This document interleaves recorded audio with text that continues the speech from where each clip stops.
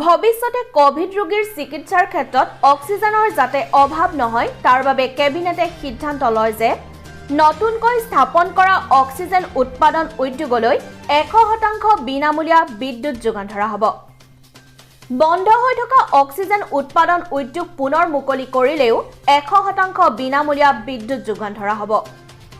বৰ্তমান চলি থকা এনে উদ্যোগৰ সম্প্ৰসাৰণৰ ক্ষেত্ৰতো 100% বিনামূলীয়া বিদ্যুৎ যোগান ধৰা হ'ব। ইতিমধ্যে উৎপাদন চলাই থকা অক্সিজেন উৎপাদন উদ্যোগসমূহলৈ 20% বিনামূলীয়া বিদ্যুৎ যোগান ধৰা হ'ব। এই সিদ্ধান্তসমূহ 1 জানুৱাৰী 2021 পৰা কাৰ্যকৰী হ'ব যদিও বিত্তীয় বৰ্ষ হিচাপে 1 এপ্ৰিল 2021 পৰা 31 মাৰ্চ 2022 প্ৰযোজ্য হ'ব।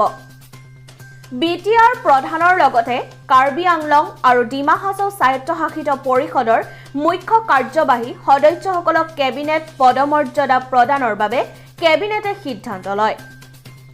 অধিবক্তা দেৱজিৎ শইকীয়াক ৰাজ্যৰ মহাধিবক্তা হিচাপে নিযুক্তি প্ৰদানৰ সিদ্ধান্ত গ্ৰহণ। ইতিমধ্যে বৰ্তি থকা তত্ত্বাৱধায়ক মন্ত্ৰীৰ নামৰ পৰিৱৰ্তন কৰি অভিভাৱক মন্ত্ৰী কৰিবলৈ সিদ্ধান্ত গ্ৰহণ। অভিভাৱক মন্ত্ৰীসকলে জিলাখনৰ উন্নয়নৰ সকলো দিশ তদাৰক কৰিব।